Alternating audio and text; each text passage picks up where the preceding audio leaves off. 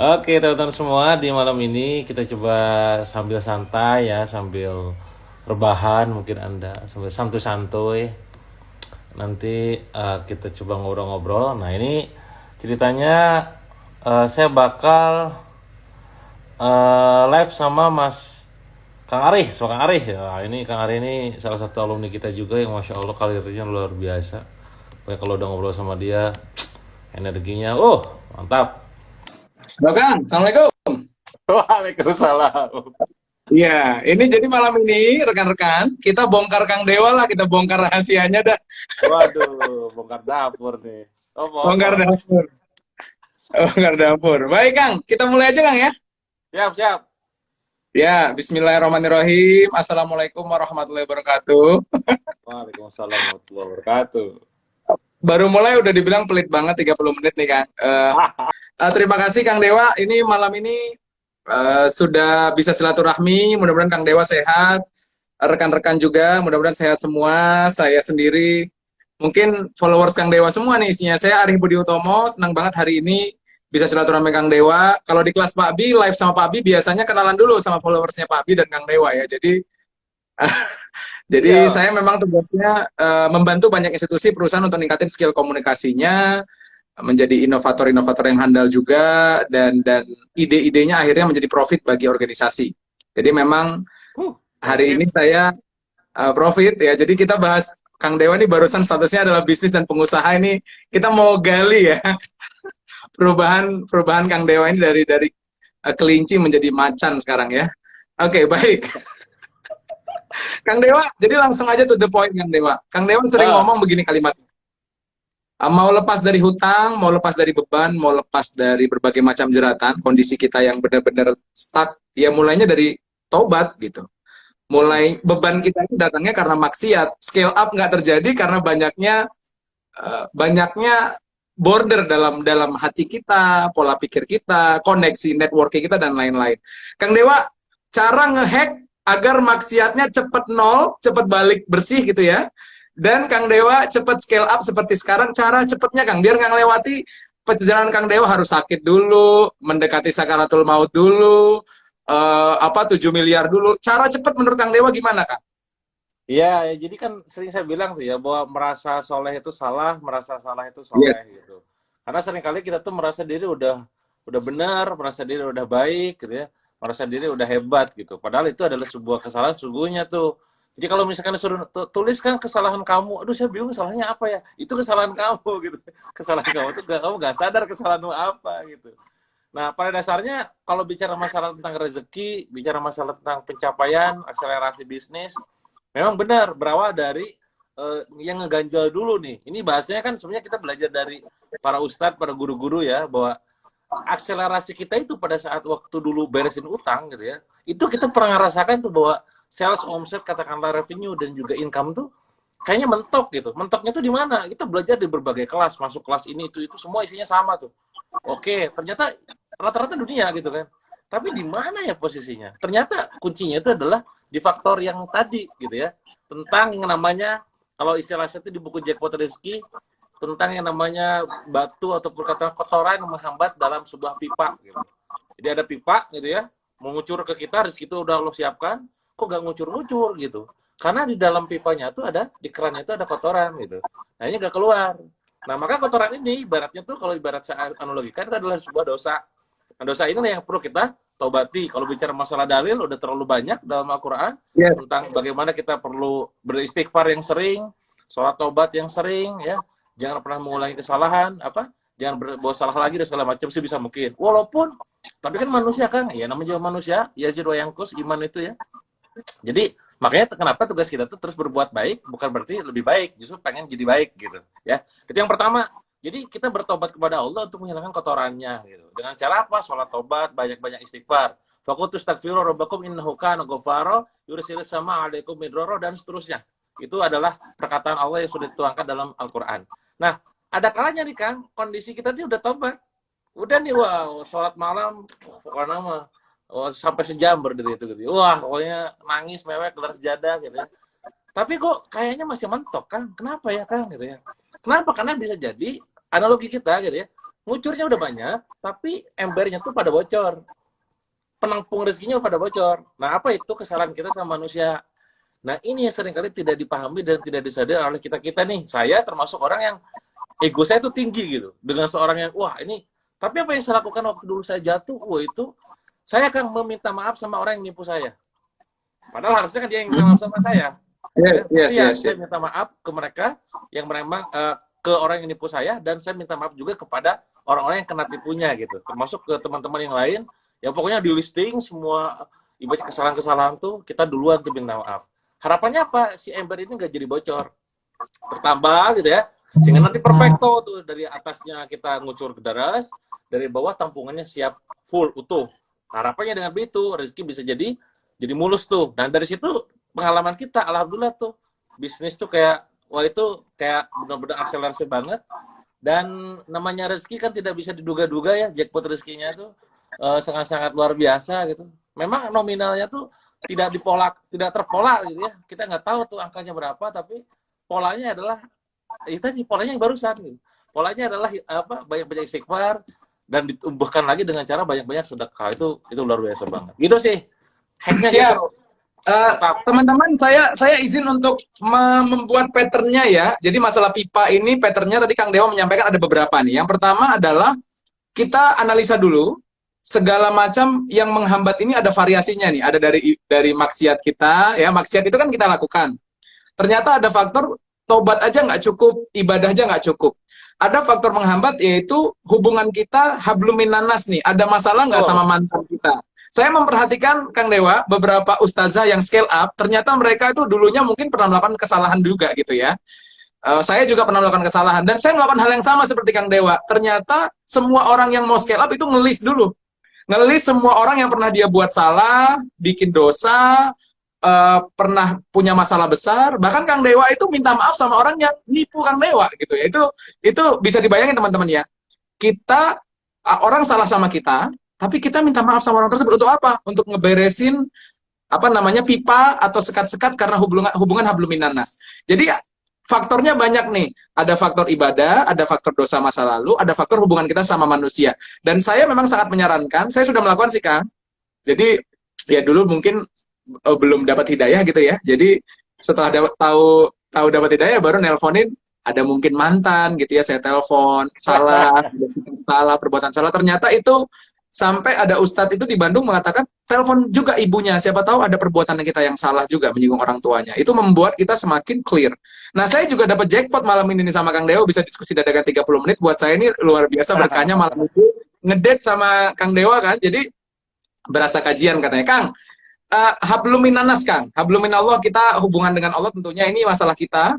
Saya yakin teman-teman sudah belajar juga mengenai berbagai macam penyakit hati. Kang Dewa juga sudah, kalau udah minta maaf masih kesel gimana, Kang Dewa juga udah menjelaskan tadi masalah jangan pernah merasa soleh. Kita bisa validasi juga Kang Dewa luar biasa kebaikan, sedekahnya juga selalu dakwah. Tapi saya yakin dalam hati Kang Dewa ini juga di manage nih, di manage agar selalu merasa dirinya kurang atau nggak pernah merasa ujub. Ini penyakit-penyakit hati yang sifatnya halus tapi bahaya. Itu Kang, masalah di hati. Kemudian yang kedua, ini hubungan sama orang tua dan istri. Saya lihat orang kalau mau scale up itu backupnya harus kuat dari orang tua, istri mendoakan, visinya gitu ya. Karena kalau saya problem sama istri, cara saya ngajar juga beda tuh Kang. Energinya beda, pengaruhnya beda. Ini Kang Dewa kan saya lihat sama pasangan saling topang menopang. Saat jatuh dulu juga istri mensedekahkan. Jadi benar-benar menguatkan di akar. Kang, pertama tadi masalah hati Kang Dewa gimana manage-nya agar tetap nggak ujub padahal sedekahnya banyak gitu. Yang kedua, gimana ke orang tua sama ke istri untuk membuat kita cepat sekali terakselerasi. Silakan Kang. Iya, bicara masalah hati pasti setiap orang juga ada challenge sendiri ya untuk manage-nya, dan itu juga yang dikhawatirkan sama kita pada saat kita menarasikan sebuah kebaikan ya. Tapi lagi-lagi kalau bicara masalah tentang misalkan nanti gini, sepengalaman saya, sepengetahuan saya, ada amalan mungkin memang kita tuh harus sembunyikan. Kayak misalkan tentang sholat, getolnya kita baca Quran, hafalan Quran, terus juga sholat tahajud, sholat baca Quran, itu perlu kita sembunyikan. Tapi kenapa kita berani campaign sampai tentang sedekah gitu? Ya. Nah, karena itu adalah satu-satunya yang boleh terang-terangan gitu. Ya. Bahkan ada orang yang memang ibaratnya kita diperbolehkan sama dua hal. Orang yang punya ilmu dan menggunakan ilmu tersebut untuk kebaikan kan, kita boleh iri sama dia, dan orang yang Yes. punya harta dikasih gunakan untuk melakukan banyak kebaikan juga dengan hartanya gitu. Nah, artinya Yes. diperbolehkan. Nah, pada saat kita campaign bersedekah gitu kan, ngajak orang lain untuk sedekah brutal gitu, kita positive thinking lah bahwa mereka itu pada saat melakukan itu sedekah diam-diamnya lebih banyak gitu ya. Yes. Itu positive thinkingnya kita nih. Nah, bagaimana cara kita manage hati kita? Ini tentang yang namanya keistiqomahan untuk tetap bisa dalam jalan Allah nih ibaratnya. Kalau saya bicara masalah istiqomah, bicara tentang dua hal. Pertama tentang yang namanya charger diri dah. Gampangnya gini, handphone aja itu bisa mati gitu. Oh, ini lowbat, Yes. berarti kan nyari casan, nyari powerbank misalkan katakanlah. Itu bisa mati. Sama kayak manusia, jangankan semangat, jangankan kondisi hati gitu ya. Iman aja yazid wa yanqus gitu, naik dan turun.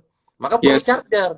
Maka tugasnya supaya kita hatinya tetap terjaga, harus punya charger. Chargernya apa? Nah, kalau saya ada dengan cara misalkan ikut halakoh, ikut liko, Yes. kajian, baca buku gitu kan, terus juga katakanlah hadir ke seminar, ke kajian juga, nonton video dan segala macam. Itu menjadi charger buat saya untuk tetap remain on the track gitu. Hati-hati gitu ya.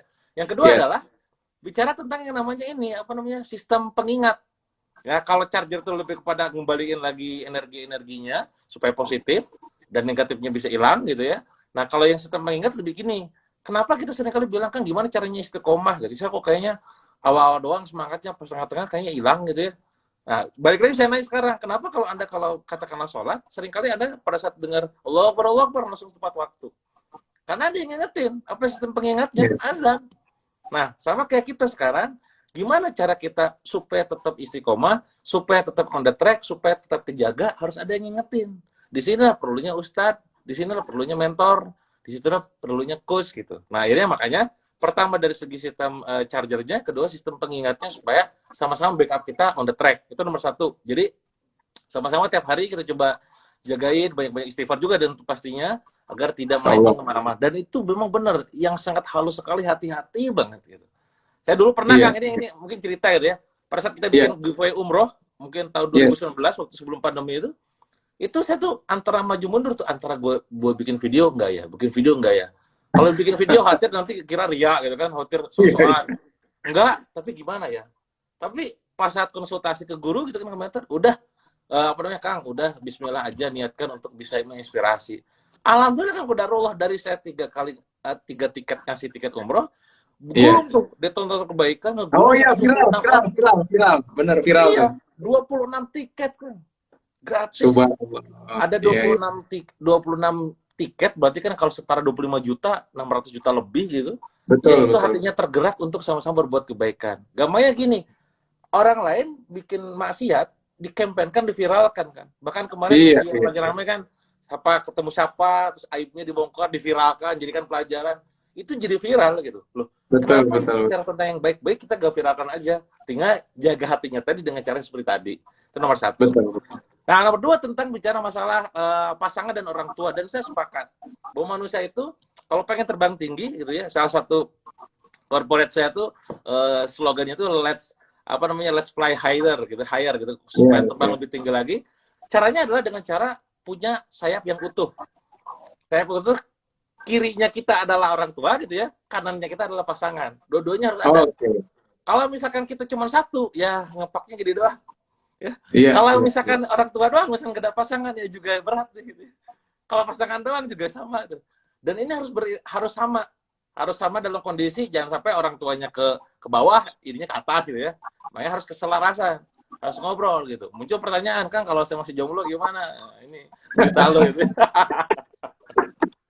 Tapi intinya adalah saya yakin, saya sepakat bahwa orang-orang yang hebat luar biasa itu pasti dibarengi dengan sayap utuhnya masing-masing. Yaitu orang tua dan pasangannya gitu. Kalau saya tadi baca salah satu quote yang menarik di explore Instagram saya, Mark Zuckerberg gitu ya, ditanya apa pesan Anda untuk orang sukses, orang yang ingin sukses dan kaya, setialah pada mereka yang membersamai kamu hanya pada satu wanita katanya. Karena ketika dia jatuh membersamai kamu, itu akan cukup membuat kamu bisa tumbuh gila-gilaan gitu. Wah, ini keren banget. Pasangan. Asik. Iya kan? Itulah tips untuk yang jomblo malam minggu ini, kita temani berdua. Oh iya, malam minggu ini ya? Baru sadar saya. Iya. Oke, saya resume lagi, Kang, apa yang disampaikan Kang Dewa. Yang pertama, masalah hati ini butuh di-manage, rekan-rekan sekalian, sahabat-sahabat sekalian butuh di manage. Kang Dewa untuk manage ada beberapa faktor. Bisnis butuh mentor, coach ya. Spiritual ternyata butuh butuh juga ustadz atau mentor kita untuk bikin hati kita bisa tenang, bisa melangkah, dan bisa kita ajak ngobrol. Bahkan Kang Dewa pada saat memviralkan satu gerakan umroh yang 600 juta bisa terkumpul gitu ya, ternyata nanya juga, ini kita running atau tidak kepada mentornya. Dan akhirnya pada saat dapat penguatan, penguatan itu berarti running aja bismillah, bener-bener jadi keberkahan, jadi manfaat. Cari mentor gimana ya? Ini Kang Dewa mentor kan, tinggal ikut programnya aja. Nanti kita bahas programnya Product Dynamic Launch nanti Kang, karena kita masih gali dulu dari sisi dalamannya Kang Dewa. Kemudian yang kedua masalah istri ini sayap ya. Sayap itu artinya dengan orang tua. Orang tua tentunya ridho Allah datang dari ridho orang tua, dan istri ini menjadi pasangan yang mendampingi kita. Nah, ini yang jomblo-jomblo, saya mumpung nih Kang, ada ratusan orang berkumpul, saran saya buat jomblo, di Al-Quran tertulis laki-laki baik untuk perempuan yang baik, laki-laki buruk untuk perempuan yang buruk. Jadi daripada nyari pacar, mending memperbaiki diri. Mudah-mudahan nanti dapat pasangan yang langsung bisa ketemu dan scale up.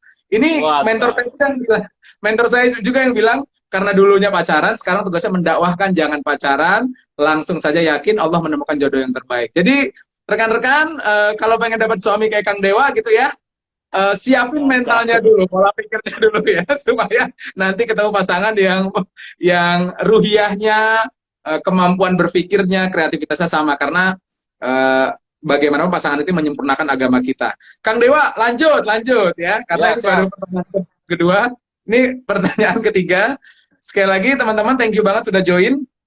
Kang Dewa, ini pertanyaan ketiga terkait dengan bisnis Kang. Jadi bisnis ini Kang Dewa kan 26 unit bisnis, dimulai dari satu dulu ya. Mulai dari satu, dari hutang, dari bikin buku, sampai jadi 26 tim dan terus bertumbuh ya. Orang kalau datang ke Kang Dewa, kalau cerita Mas Agung gitu ya, datang ngasih saham gitu ya. Datang ngasih saham.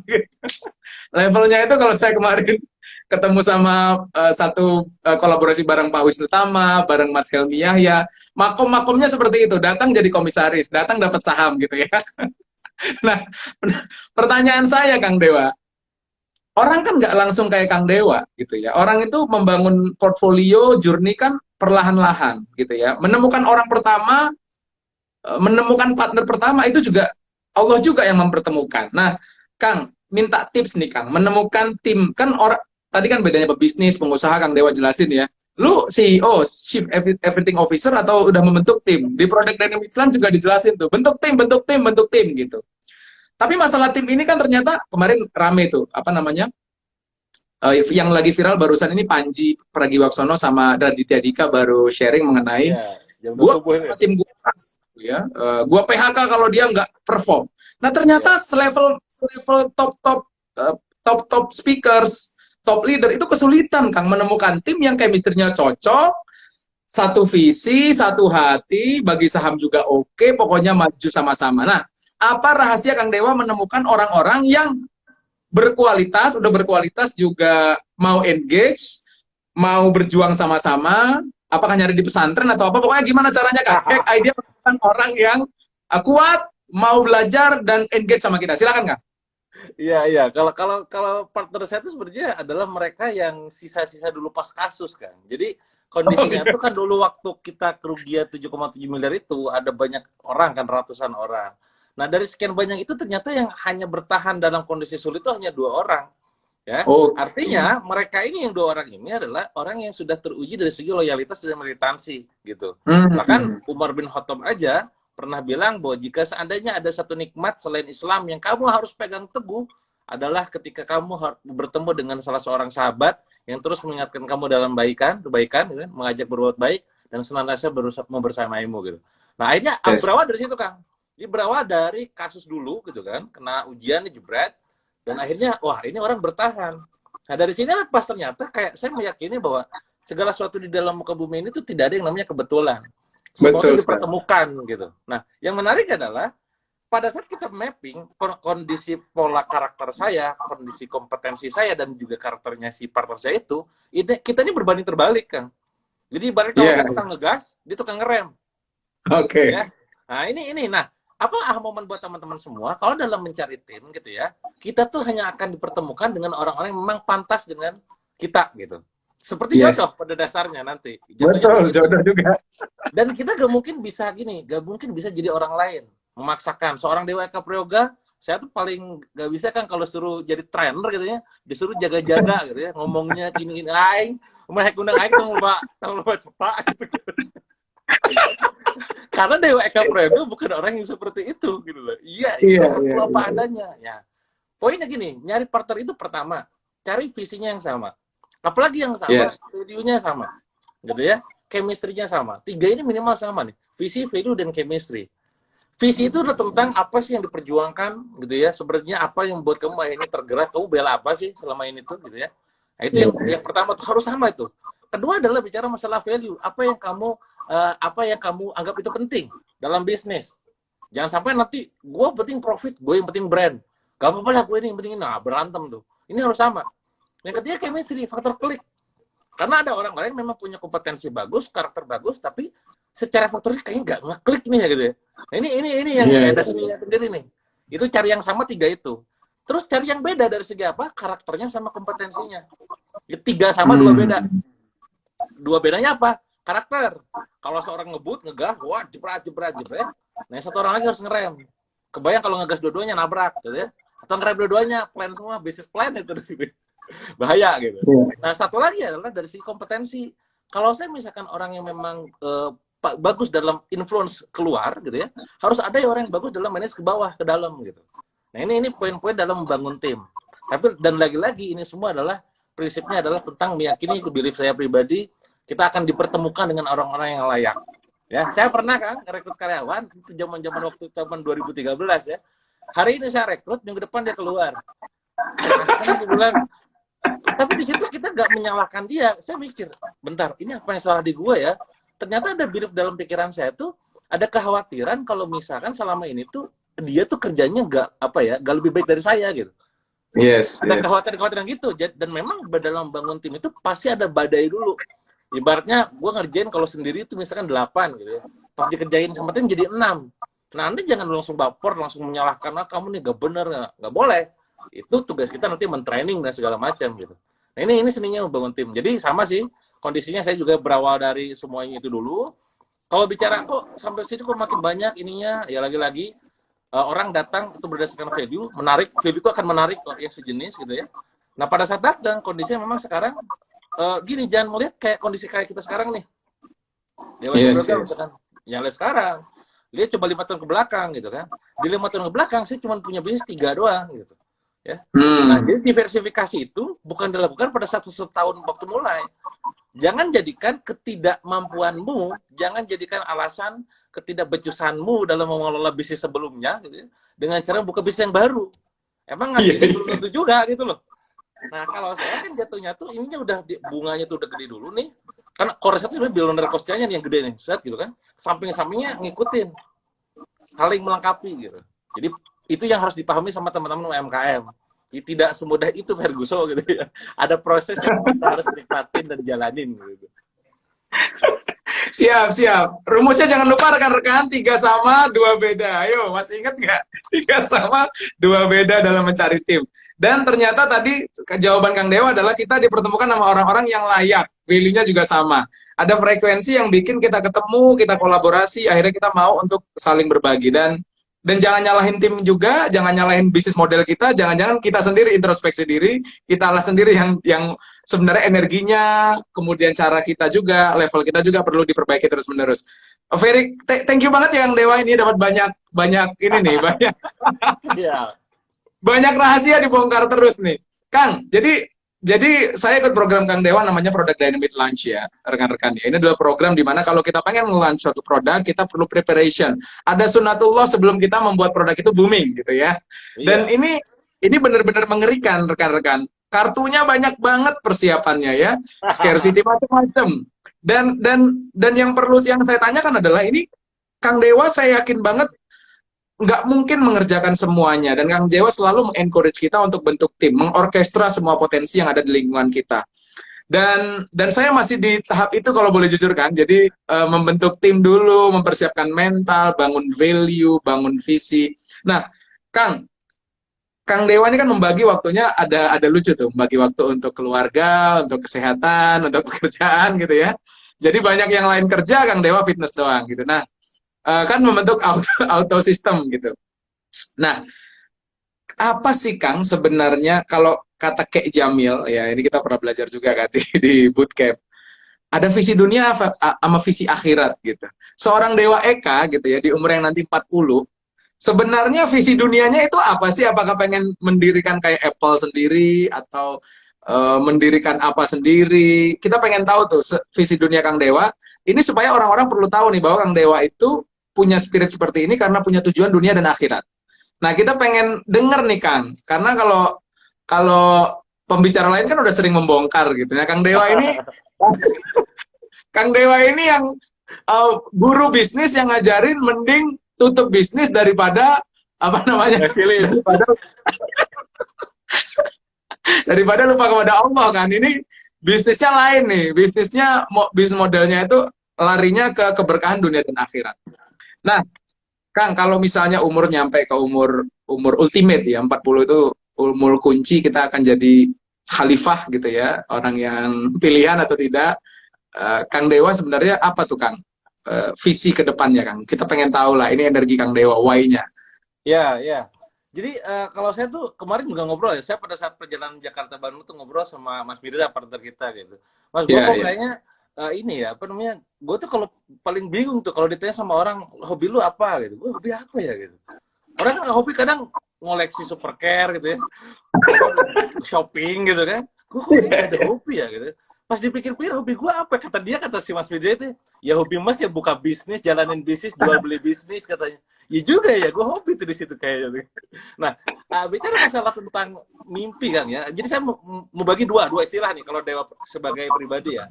Ada yang namanya mimpi, ada yang namanya visi. Bedanya apa? Kalau mimpi itu adalah sesuatu yang memang perlu kita capai. Mimpi. Kita setting misalkan 40 tahun, 10 tahun, 5 tahun, 1 tahun, resolusi dan segala macam. Itu mimpi. Akhirnya membuat kita jelas tuh di situ. Yang kedua adalah visi. Visi itu yang memang tadi ultimate goal tadi, yang itu bahkan tidak perlu kita capai di dunia. Yang membuat kita akhirnya gerak terus gila-gilaan tuh. Ya. Ada quote yang selalu saya bilang, kalau dalam mengejar mimpi, ya, kalau dalam mengejar mimpi, berhenti itu bukan saat capek, tapi saat nyampe. Misal, saya punya target nih. Saya punya kayak gini kan kalau di bisnis ya. Saya tuh target saya kan 20 sampai 30 tahun, 21 sampai 30 buka bisnis sebanyak mungkin. Entah itu dengan cara buka, akuisisi, merger, konsolidasi apapun namanya gitu ya. Jebret segila mungkin. Itu yang sekarang saya lakukan. Jadi tadi meeting siang, sore, wah meeting buka bisnis, bikin PT apa segala macam. Potensinya banyak gitu. Itu yang pertama tuh di pola 20 sampai 30. Di 30 40 saya akan besarkan masing-masing lininya. Misalkan dengan transaksi minimal sebulan 10 miliar untuk satu unit usaha. Ya kalau kita punya 40, ya berarti 40 dikali 10M, 400M sebulan katakanlah, dan seterusnya. Itu goal kita nih. Nah di 40-50 saya mulai melepas. Jadi saya tuh rata-rata kan saham kita itu saya pribadi gitu ya, rata-rata tidak dominan kecuali di Billionaire Coach dan Billionaire Store yang awal-awal. Sisanya itu rata-rata paling kecil, 30%, 40%. Kenapa? Agar kita semangatnya kolaborasi, ayo bareng-bareng gitu ya. Saya punya pengalaman, saya punya network, saya punya brand dan segala macam, tumbuhin. Nah, nanti berjalannya waktu, saham yang saya punya itu akan saya lepas. Nah, ini semangatnya. Jadi, kalau misalkan nanti Anda boleh masuk ke Instagram yang baru aja kemarin saya bikin untuk holdingnya gitu ya, Trillionaire Enterprise gitu. Di sana saya bilang bahwa jalankan, besarkan, wakafkan. Dan ini sudah saya mulai di Billionaire Store. Jadi saya punya saham paling besar 90% lebih gitu kan. Semuanya saham saya tuh saya jadikan untuk wakaf gitu. Jadi kalau bicara mimpi dunia, mimpi gua tuh dunianya mungkin ada setiap tahun tuh dibikin tuh. Segala macam bikin apa banyak lah. Tapi nggak ada kayak untuk memperkaya diri ataupun nggak telah bikin apa, nggak. Rata-rata sih lebih kepada yang berbau wasilah rezeki gitu ya. Kalau visi adalah tadi pengen mewakafkan bisnis sebanyak-banyaknya. Kita iri dengan Utsman bin Affan gitu, ketika beliau namanya sudah dirinya sudah tiada tapi namanya tetap ada, bahkan pasir paharinya tetap ngalir dengan sumur yang ada di Arab Saudi sana. Kita ngiri dengan Abdurrahman bin Auf, bagaimana dirinya gak pernah minta kaya tapi selalu bikin kaya, pengen miskin karena tahu bahwa dirinya, kata Aisyah, akan masuk surga dalam kondisi di akhir gitu ya, tapi perjuangan sedekahnya luar biasa. Ayolah kita gitu kan, minta kaya gak pernah kaya gitu kan, karena bisa jadi kapasitas kita belum kuat gitu ya. Nah, kenapa kita, gampangnya gini, kenapa kita ngasih anak kita itu uang jajan cuma 10.000 setiap hari, 5.000, 2.000 bahkan. Padahal kita tuh sebenarnya bisa ngasih 1 juta loh setiap hari, bisa 500.000, 100.000. Bukan karena orang tuanya nggak layak, nggak mampu, tapi mereka yang belum mampu dan belum layak, disebut capacity.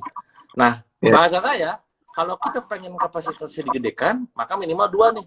Pertama adalah doanya diluaskan, dengan cara misalkan kalau dulunya tuh ya Allah ya Rob, pengen banget lunas hutang sendiri, pengen punya rumah sendiri gitu kan. Ini cuma ya Allah ya Rob, tahun ini pandemi, after pandemi pengen karyawan di kantor ada 100 orang bisa umroh, bisa membebaskan riba gitu kan. Nah, doakan orang lain.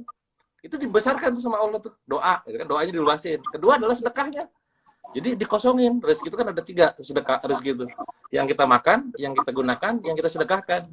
Rekening Anda sekarang tabungan 10M itu bukan rezeki Anda.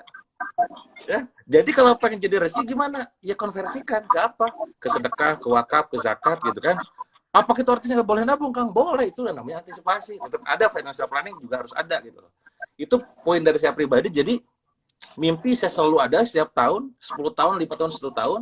Visi itu digenerate seakhir ini mungkin karena visi kita sebagai muslim tuh ya pengen dapat ridho Allah, rahmat Allah, masuk surga ketemu Rasulullah, kan itu visinya kan. Amin ya Allah. Amin. Itu visi besarnya tuh ibaratnya. Bagaimana cara kita mendapat visi itu? Ya dilakukan sekarang yang di muka bumi, apapun yang diperintahkan, lakukan. Maka saya sudah bilang, mungkin Kang Ari udah ngerasain di kelas workshop saya tuh, workshop rasa kajian gitu ya. Satu workshop sesi keluar ayat gitu kan, cerita Rasul, cerita sirah. Ini digital marketing kok kajian gitu kan. Karena percuma ngomongin dunia kalau gak bawa akhirat gitu. Kita akan ada habisnya gitu kalau ngomongin dunia mulu gitu. Gitu sih kan. Iya, jadi workshop Kang Dewa itu baru mulai kan. Dewa Eka, assalamualaikum warahmatullahi wabarakatuh. Alhamdulillah wassalatu wassalamu ala asrofil anbiya'i wal mursalin. Ayatnya panjang, saya bilang wah, ini Cici kena nih, Cici nih sama Koko nih, semuanya suasana kajian dibawa ke akhirat, subhanallah ya. Sampai saya japri Kang Dewa luar biasa, nggak berubah, tetap konsisten dengan stylenya Dewa Eka ya begini ya, dan happy banget Kang Dewa selalu melihat Kang Dewa perform. Ini masih ada waktu Kang, boleh ya nambah dikit ya? Siap. Makin lama loh itu 550 loh. Alhamdulillah, soalnya kita bongkar-bongkaran sih. Kang, ada 2 tadi Kang, kapasitas doanya dibesarin gitu ya. Jadi yang bikin Kang Dewa itu luar biasa adalah bukan hanya mendoakan diri sendiri, tapi gimana bawa umroh orang 100 orang, melepaskan orang dari jeratan hutang, jeratan macam-macam. Yang kedua apa tadi Kang? Yang kedua tadi Kang, pertama kapasitas doa. Yang kedua sedekahnya dibrutalkan, ya dibagikan. Sedekah dibrutalkan ya. Gampangnya gini deh, kita makan Kang, kalau kita makan di rumah orang ya, tiba-tiba makanannya habis, kan selalu diminta Kang mau nambah gitu kan. Gak mungkin ditawarin mau nambah kalau masih ada. Nah, maka sekarang keluarkan aja, nanti sama Allah mau ditambah, nah tambah. Gitu. Iya. Kemarin video Yusuf Mansur itu sebenarnya sama Kang. Jadi minimal kita mulai sekarang punya gerakan kepada UMKM, jangan ditawar ke bawah tapi tawar ke atas. Nah, ini style yang menurut saya keren nih. Jadi kasih lebih, jangan minta kembalian, kasih untuk kita nambah energi kebaikan kita. Dan Kang, ini masalah ini Kang. Thank you banget sudah share tadi masalah visi, dan visinya udah jelas ya teman-teman. Kang Dewa orang yang punya visi dunia dan visi akhirat. Kalau saya nambahin 1 clue lagi, boleh memiliki impian apapun, tapi khusus yang dunia, ini saya punya tambahan keterangan nih Kang. Jadi mentor saya selalu ngasih saya guidance. Mimpi dunia itu apapun boleh, gitu ya. Sebenarnya ini mimpi yang rendah gitu dunia, tapi buat kita yang mungkin luar biasa, karena nggak pernah terkabul juga yang dunianya, kita nggak tahu ya. Tapi guidance-nya adalah jangan lupa memakai kalimat kunci apabila Anda membuat proposal hidup atau visi. Yaitu apa? Kalau saya kan, ya Allah, jika misalnya udah nulis ya Allah, jika ini baik bagi iman, Islam, ihsan hamba, mohon dikabulkan visi ini atau proposal ini. Jika tidak, jauhkan atau hamba serahkan kepadamu yang terbaik. Itu apa dampaknya? Dampaknya kita akan kerja keras, ikhtiar, tapi kalau nggak tercapai atau dibelokkan, kita masih yakin bahwa Allah itu pasti punya rencana yang terbaik. Ingat, Kang Dewa menemukan timnya lewat satu journey perjuangan, seleksinya bukan seleksi rekrutmen, seleksi orang-orang yang bertahan dari hutang 7,7M ya. Jadi kayak misterinya terbentuk karena Kang Dewa sudah melihat perjuangan orang-orang ini dan akhirnya menjadi orang kunci. Saya nyebutnya orang kunci kan. Karena Indonesia dulu kan cuma 2 orang, 3 orang kan ya, Bung Karno, Bung Hatta, startup doang kan, startup beberapa orang doang, itu jadi bangsa kita kan. Nah, pencarian orang-orang yang sama seperti Bung Karno, Bung Hatta, itu ternyata di rumahnya Pak Hos Cokroaminoto udah ketemu orang-orang yang kuat ini. Nah, Kang Dewa juga begitu tuh, ada orang-orang kunci yang ada di sekitar Kang Dewa, sekarang mengorkestra 26 perusahaan. Feeling saya, mungkin nanti bisa ratusan perusahaan, mudah-mudahan lebih gede. Mudah-mudahan lebih gede dari Astra ya Kang ya, dilewatin Amin ya gitu ya. Allah ya Rob. Insyaallah ya. Dan ini yang jadi kunci Kang. Teman-teman di sini kan banyak banyak orang yang juga pengen, kalau di organisasi dia pengen kolaborasi dengan manajemen gitu kan ya. Kalau di startup dia pengen dapat investor. Kalau dia di UMKM dia pengen dapat kolaborasi dengan orang-orang yang punya kekuatan di digital marketing, ada orang yang kuat juga di branding dan lain-lain. Kang, orang yang japri Kang Dewa ini kan banyak ya. Bukan banyak Mau lagi. ngajak Kang Dewa tolong hijab saya dibantu Kang gitu ya. Kang Dewa tolong snack saya Kang. Ya Allah Kang, ini banyak tiap hari, mungkin feeling saya sih mungkin ada di atas 10, bisa sampai 30 kali offering ke Kang Dewa untuk kolaborasi, dibantu, menyerahkan saham, menyerahkan diri mungkin ada juga Kang ya, diangkat jadi diangkat jadi nggak tahu lah saya. Nah, Kang, kenapa kok Kang Dewa bisa klik sama orang ini? Kenapa Kang Dewa Ya. kok bisa srek? Oke, orang ini masuk, kita join, kita kolaps. Apa kata kunci agar semua orang ini cepat untuk kolaps, Kang? Indonesia ini butuh kolaborasi, Kang. Walaupun levelnya bukan kolaborasi sama Kang Dewa, mudah-mudahan bisa kolaborasi sama levelnya middle. Atau ada juga yang masih anak-anak baru, mahasiswa, job seeker, baru bingung nyari kerja, yuk kita kolaborasi. Apa kunci menurut Kang Dewa yang bikin Kang Dewa itu srek sama orang? Agar kami tahu cara komunikasinya, bisa ketemu siapapun, ketemu bos, ketemu presiden, ketemu menteri, kita langsung bisa klik, yuk kolaps. Nah, apa Kang ciri-ciri dari orang yang berhasil ngeklik Kang Dewa? Silakan Kang. Iya, jadi memang menarik ya, bahwa yang orang ngiranya bahwa gila Dewa misalkan katakanlah usahanya banyak dan segala macam. Yang mereka nggak tahu adalah berapa banyak yang kita tolak. Itu yang nggak mereka tahu. Iya, benar. Karena saya punya panduan juga nih. Ada sebuah quote menarik dari Steve Jobs bahwa beliau berkata bahwa fokus itu adalah ketika kita berani menolak sesuatu yang sama-sama menghasilkan. Misal, ini kan Oke. potensinya miliaran nih, 10M sebulan, ini 8M, 30M misalkan katakanlah. Bentar, tapi ini bakal mengganggu algoritma dan kesibukan prioritas saya nih. Ngeliat, oh oke, no. Nah, akhirnya kita berani berkata tidak, sorry, enggak, gitu. Nah, itu yang tadi ditanyakan sama Kang Ari kan. Itu algoritma berpikirnya kayak apa tuh, gitu ya. Kok bisa ini yes, ini no, gitu. Ini yes, ini no. Polanya kita dalam mencari tahu adalah biasanya polanya dulu ya. Pertama adalah dengan cara musyawarah. Ini yang tadi Oke. kata Kang Ari adalah orang-orang kunci. Gue nanya ke orang kunci, gitu kan. Cuy, peluangnya kayak begini. Nanti begini, gimana menurut kamu? Karena kadang ada kita tuh blind spot kan. Oh gini, iya juga ya. Kenapa kalau begitu, kenapa gini aja? Oh iya juga ya. Ngobrol. Ngobrol sama orang kunci, musyawarah, gitu kan. Supaya dapat pertimbangan ataupun asumsi lain dan juga persepsi lain, gitu ya. Yang kedua adalah istihoroh pastinya. Tidak bisa dipungkiri. Iya. Kita minta ke atas, kasih petunjuk ya Allah, gitu ya. Selama ini baik tadi, karena Allah tahu apa yang kita butuhkan, bukan cuma sekedar diinginkan. Khawatirnya nih kita ngaku si jebret itu yang nafsu kita yang gerak, bukan kebutuhan sebenarnya. Yes, Nah ini yes, apa? yes. Dengan cara dua ini musyawarah dan juga istihoroh menjadi pola nih. Nah polanya adalah kita biasanya berawal dari foundernya orangnya. Kita nggak melihat bisnisnya apa kan? Kita nggak melihat Oke. siapa produknya, marketnya. Nggak peduli gua. Yang gue lihat lah Anda, kamu gitu kan, secara personal gitu. Apakah orangnya, kalau kita belajar kemarin saya nulis di Instagram 4 sifat Rasul gitu ya. Orangnya apakah Yes. amanah, sidik, fatonah gitu ya. Komunikasinya Yes. juga harus bagus. Ada orang yang Yes. jago tapi ngomongnya gak meyakinkan, kok ini bagus, pinter, cuma kok kayak gini ya gitu. Jadi gak bisa menjual idenya gitu. Akhirnya gak bisa digoreng secara campaign kan.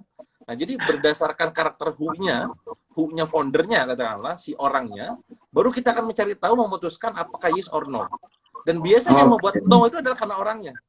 Produknya bagus, marketnya tinggi, tapi orangnya, aduh sorry, ini kayaknya enggak kan. Karena nasib kita kan yang jalanin, tergantung yang jalanin gitu. Kalau enggak, Yes, enggak. Itu sih kuncinya. Jadi kita akan sangat melihat who-nya dibandingkan what-nya. Akan sangat melihat dari foundernya dibandingkan hanya sekedar produk dan bisnisnya gitu. Oke, teman-teman founders dimanapun, jangan lupa ya. Jadi mau ketemu Kang Dewa kek, mau ketemu menteri kek, presidir kek, tandingnya di sajadah. Ya, kenapa? Karena ternyata Kang Dewa juga bertanya kepada Allah, walaupun bisnis modelnya keren, walaupun 10 miliar per hari, ternyata keputusan ada di musyawarah dan juga petunjuk atau pelongnya Kang Dewa dalam memutuskan ini foundersnya reliable nggak. Bahkan ada 4 sifat Rasul tuh tadi yang disampaikan Kang Dewa yang menurut saya it's not about the business model lagi, bukan tentang profit lagi, tapi orangnya punya kualitas tadi nggak, kemampuan komunikasi, amanah, cerdas, fatona, pokoknya semuanya dia punya atau tidak. Nah, Kang, menarik nih melihat Kang Dewa mencari founders gitu ya. Benar nggak Kang? Ini statementnya saya tolong divalidasi. pada saat Kang Dewa itu menjalankan satu kerjasama, bisnis, running program, dan lain-lain, ciri-ciri mudah-mudahan Allah itu memberkahi, meridhoi adalah Kang Dewa menjalankannya itu plong, tenang. Maksudnya nggak merusak algoritma yang udah ada gitu. Dan apakah pernah Kang Dewa melakukan bisnis, istri nggak ngizinin, jangan ayang, misalnya gitu ya. Ayah jangan ayah, tapi Kang Dewa lakukan. Pernah nggak selama menikah gitu ya? Dan akhirnya bisnisnya hasilnya akan seperti apa itu pada saat ada musyawarah dan Kang Dewa by ego gitu. Jadi udahlah, aku putuskan jalan, peduli partner, peduli istri, gua jalan. Nah itu dampaknya kan seperti apa? Karena banyak juga suami-suami kan yang percaya imannya pada bisnis model gitu ya. Iya, Silakan kan? iya. Iya, jadi itu penting ya. Jangan kira bahwa hanya sekedar istri saja yang butuh ridho dari suami gitu. Suami juga Yes. perlu kita tahu tuh, ibaratnya pendapatnya sih kayak gimana kan, sudut pandangnya seperti apa dan lain-lain. Jangan hanya gara-gara kita merasa katakanlah kita mentor, kita investor, kita katakanlah angel investor dan segala macam, itu bisa ngambil keputusan segila itu gitu. Makanya kenapa kalau kebiasaan kita kalau di Bandung itu balik dari mana ketemuan nih? Biasanya pas dimakan, tempat makan, pas giliran ngobrol, kita cerita nih Bun kemarin ketemu sama ini begini-begini. Oh gitu, gimana ngobrol? Minta masukan, minta pandangan dan segala macam. Karena kadang lagi-lagi apalagi dengan tipe kita yang saya dan partner saya sama-sama cowok gitu. Harus ada pertimbangan dari sudut pandang cewek kayak gimana gitu. Dan alhamdulillah selama itu selalu kita ibaratnya diobrolin dulu, ngobrol, intinya ngobrol, diobrolin dulu, itu bisa jadi bagus. Yang mana gini Kang, di tahun 2019, saya tuh ketemu sama empat pengusaha gitu ya, yang semuanya sama kayak tadi Kang bilang. Kang, ini kita punya usaha, ininya begini, pokoknya saya akan kasih Akang 30%. Gitu ya. Asetnya sekian, kita punya sekian omset 11 miliar dan segala macam. Oke, saya bilang. Itu ada 4 kali Kang, pengusaha properti, pengusaha travel, pengusaha apa, 2 lagi saya lupa gitu ya. Yang menarik adalah, itu udah ngasih nyodorin MOU Kang. 2 kali dengan ketemuan. Entah kenapa tangan saya tuh diem. Bentar. Ayo tunggu apa lagi katanya. Nanti aja, bawa dulu ya saya ke Bandung, saya bilang. Qadarullah Kang ya. Ini benar-benar kayak pertolongan Allah banget. Kita bawa ke Bandung, terus kondisinya adalah ini belum pandemi nih. Jepret, ternyata kasus dia penipuan. Ya. Ternyata kasus dia adalah proyek yang propertinya tuh ada masalah gitu. Seandainya saya sign 30%, katakanlah dia punya tahun 18 M, kan ada tanggung jawab gue nanti kan. Iya, kena juga. Alhamdulillah kagak gitu. Di sini saya belajar bahwa 7,7 jam itu bukan kegagalan sebenarnya. Itu pelajaran yang sangat mahal. Ya, itu ibaratnya kayak memberikan intuisi saya dalam melakukan ngambil keputusan gitu loh. Karena ada yang mahal dari gak cuma sekedar data ya, data pengalaman misalnya, tapi lebih kepada what if-nya ntar. Ini katakanlah Allah udah kasih petunjuk nih gitu ya. Data dari data kalau begini gitu. Apalagi teman-teman misalkan, nanti kita begini, wah, semua yang berusaha meyakinkan pasti memberikan yang baik-baik gitu kan. Bentar, ini apa yang misinya di mana nih gitu kan. Tahan dulu gitu. Jadi memang ngambil keputusan paling tepat adalah kondisi ketika kita tuh benar-benar tidak terburu-buru gitu. Ya. Jadi bahasanya kalau Pak Ari Ginanjar tuh siapa yang tenang dia yang akan menang gitu. Jadi tenang, udah jangan diburu, santai aja. 4 kali saya terhindar Kang, kalau seandainya saya 4-4-nya ambil, 4-4-nya saya kena masalah lagi gitu. Subhanallah. Gitu ya, Hazam Fadil Robi gitu. Wah itu benar-benar pertolongan Allah banget. Itu kayak intuisi, mainnya bukan kayak pola yang gak pola, tapi ada polanya gitu loh. Siap. Jadi rekan-rekan perhatiin ya, Kang Dewa pada saat tadi kerannya atau pipanya udah makin bersih, ada kayak ini saya lihat Kang, ada kayak saya menyebutnya firasat yang muncul, jangan tanda tangan dulu gitu ya. Dan firasatnya halus, cuma karena Kang Dewa udah melatih dari 7,7 M, taubat, maksiat, didoain istri, Kang Dewa terlindung dari 4 kerjasama yang bahaya ini. Nah, Kang, ini apa namanya ya, buat saya sih amazing banget Kang Dewa bisa menahan tanda tangan di depan mata MOU yang sangat menggiurkan gitu ya. Karena ada sedikit aja mungkin keraguan-raguan gitu, atau butuh kayaknya saya harus menenangkan diri deh. Saya lihat respon Kang Dewa ini ya tadi amazing banget. Nah mungkin ini relevan dengan pertanyaan saya tadi Kang, apakah benar Kang Dewa pada saat menjalankan sesuatu yang enak itu ada ketenangan, ada plong gitu ya, itu valid atau enggak Kang, kira-kira benar nggak ya? Ciri-ciri berkah itu kan bertambahnya kebaikan. Ciri-ciri bertambahnya kebaikan itu kan kita ada keterangan dalam hati gitu ya. Gini kita jangan ngomongin bisnis ya, Teman-teman kalau misalkan ngalamin sesuatu nih, ngelakuin sesuatu, dosa deh misalnya, ngomongin orang kah, gibah, Iya, gosip, atau bahkan dosa apapun, itu pasti hati gak tenang. Dan itu tahu iya, kita udah iya. salah, cuman kok gak tenang. Nah sama, gitu loh. Artinya bisnis yang memang kita bikin hati gak tenang, itu pasti ada sesuatu tuh. Makanya kenapa quote-quote saya itu kan sebenarnya adalah cerminan dari belief-belief saya kan. Jika seandainya Iya, bisnis kamu tidak bisa membuat kamu makin dekat dengan Allah, gitu ya, mending tutup saja bisnismu, gitu kan. Kalau bisnis iya, itu hanya wasilah, tujuannya lillah, gitu kan. Gitu-gitu loh. Jangan hanya gara-gara takut kehilangan follower, kamu tidak mencapai kebaikan. Itu adalah cerminan dari pemikiran. Dan lagi-lagi, iya, kita belajar nih ya, kalau bicara masalah tentang sirah rasul dulu, gitu ya. Orang-orang kaya dulu itu, mereka tuh gak pernah menjadikan kekayaan menjadi tujuan, gitu. yes, Kekayaan yes. adalah alat untuk mencapai tujuan. Nah ini yang jadi beda gitu. Maka kenapa kita sebut bahwa bisnis adalah wasilah, bisnis adalah sekedar kayak apa namanya sarana gitu, adalah alat gitu. Nah kita kebalik, kita tuh pengen kaya gitu. Lo kok kaya jadi dipengeni gitu. Yang tujuannya apa nih gitu? Bermanfaat buat banyak orang, menjadi wasilah, gitu kan? Jadi orang yang sebaik-baiknya dan segala macam. Kaya di tangan orang yang beriman akan menjadi jalan mulusnya kita masuk surga gitu. Insya Allah amin gitu. Tapi kalau misalkan Amin. hanya sekedar kaya dan numpuk dan tidak menjadi apa-apa, ya ngapain juga gitu. Maka di sini juga sering ngoreksi nih kalau tiap bulan itu dapat misalkan transferan kan, aduh ini pertanggung jawabannya berat nih kan. Iya gimana nih ya? Oke, yaudahlah bagi-bagi misalkan. Nah itu ya kayak gitu yang gak pernah kita bagikan keluar gitu loh. Iya, Makanya kenapa iya, kalau iya. saya lebih leluasa itu adalah begini ke kelas workshop tuh. Saya bisa leluasa dengan circle terdekat, circle paling dekat, cerita ke banyak-banyak tuh. Kalau fast sosmed kan kadang ada aja yang mengira yang lain gitu. Jadi saya benar-benar jaga banget. Poinnya adalah ketenangan itulah ciri-ciri bahwa kita bisnis itu benar-benar Allah ridho atau tidak. Salah satu cirinya adalah itu. Siap, teman-teman. Udah 30 menit lebih ya. Bonusnya udah banyak dari Kang Dewa. Tuh kan benar kita melebihi harapan kan. 1 jam ini kan. Kang, yang terakhir Kang. Eh, ini menyalahi aturan Kang Dewa juga. Katanya kalau sukses, preparation lunch-nya harus banyak. Mau IG live, harus nyiapin dulu. IG live akan diadakan seminggu lagi dengan begini, begini, begini. Tapi yang nonton cuma 3 orang, Kang. Padahal dia persiapan sunatullahnya udah semua, pakai semua kartu. Kang Dewa tiba-tiba langsung banyak nih yang nonton gitu ya. Pertanyaan saya, Kang, apa faktor X? Faktor X yang menurut Kang Dewa, ini kalau faktor ini dilakukan akan banyak banget kemudahan. Kunci aja kali Kang yang terakhir untuk teman-teman semua agar yakin bahwa kita boleh punya ikhtiar bisnis model, strategi, branding, marketing, semuanya launch kita sudah siapin. Tapi mungkin ada faktor X yang kita belum sempurnakan. Nih Kang Dewa tiba-tiba live dadakan aja bisa rame banget gitu ya Kang. Iya. Mungkin terakhir Kang message agar ini benar-benar bikin teman-teman malam minggunya paripurna dengan pesan dari Kang Dewa. Silakan Kang. Iya, penting sih untuk tetap menjaga niat awal ya untuk berbagi. Jadi kalau poinnya kalau dalam bisnis, dalam hal apapun tuh giving value itu menjadi sesuatu yang memang tidak bisa dicontek sama kompetitor sama yang lain gitu. Yes, Jadi yes. giving value aja sering mungkin niatnya memang berbagi aja gitu kan. Kita nggak ada tuh tujuan katakanlah nanti mau gini enggak berpoin aja gitu. Dan orang akan merasakan mana yang memang mana yang tulus, mana yang modus gitu. Ya, kita berbagi Yes, saja yes. gitu. Nah, poinnya gini, kalau saya selalu bilang bahwa ketika kita nolong orang lain gitu ya, maka yang di atas akan nolong kita. Kalau kita nolong diri kita sendiri, hanya fokus ke diri sendiri, maka yang di atas akan fokus ke yang lain gitu. Maka poinnya adalah bantu orang lain dahulu, dibantu Allah kemudian.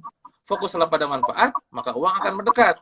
Kalau kita fokusnya pada mengejar yang namanya uang, maka uang akan hilang gitu. Nah, gimana nih cara mainnya? Memang rada ironis gitu kan, loh, kok malah iya fokusnya sama manfaat. Ya, dari benefit dulu, baru dapat profit. Jangan cuma ngejar profit, malah benefit nanti hilang lagi, terlalu fokus ke profitnya gitu. Itu sih konsep-konsep yang selalu kita pegang, bahwa intinya adalah giving value sebanyak mungkin, luruskan niat untuk benar-benar nolong orang lain gitu ya, nolong orang-orang yang ada di sekitar kita. Mungkin sepele, tapi bisa jadi yang sepele itu penting buat orang lain. Sekarang ada yang nonton 600 orang. Saya nggak pernah tahu nih. Tiba-tiba Allah gerakan mata Anda, jempol Anda untuk ngeklik live-nya Kang Dewa sama Kang Ari di jam 9.44 gitu kan. Ini Allah punya maksud. Apa maksudnya? Supaya apa? Oke, ternyata intinya kita itu perlu untuk terus berbuat baik gitu ya. Bukan untuk mereka sebenarnya, tapi untuk kita. Siapa bilang Yes. buat baik untuk mereka? Untuk kita di masa depan. Masa depannya bukan masa depan besok, masa depan nanti di akhirat gitu. Jadi ketika kita berbuat kebaikan itu bukan buat mereka, kebaikannya itu adalah buat kita sendiri. Jangan kegeeran Anda dibantu sama saya lagi bantu saya sendiri gitu loh. Itu maksud yang ditanamkan gitu kan. Siap, thank you banget teman-teman. Saya izin Kang Dewa menyimpulkan, jadi nama amalu niat, niatnya ngaruh membuat achievementnya luar biasa Kang Dewa ya. Jadi mau preparation product launch dynamicnya luar biasa, tapi kalau niatnya nggak ada niat membantu, modus semua, orang bisa merasakan energinya karena bagaimanapun komunikasi produk kita tentang rasa. Yang kedua adalah ini sebenarnya tentang Arif dan Kang Dewa, kita yang dapat energinya Kang ya, dari 600 orang dapat keberkahannya. Mungkin Anda dapat ilmu, doakan aja Kang Dewa sehat selalu ya, dimanapun Amin. selalu sehat keluarga. Kalau saya Kang di setiap sharing di semua perusahaan saya selalu bawa satu ayat kan, minimal satu ayat. Kalau Kang Dewa kan ayatnya banyak. Ayat yang saya pegang adalah ayat Al-Isra ayat 7. A'udzubillahi minasyaitonirrajim. Bismillahirrahmanirrahim. In asantum asantum li anfusikum fa in asantum falaha. Kebaikan yang kita lakukan kepada orang lain sebenarnya buat kita sendiri.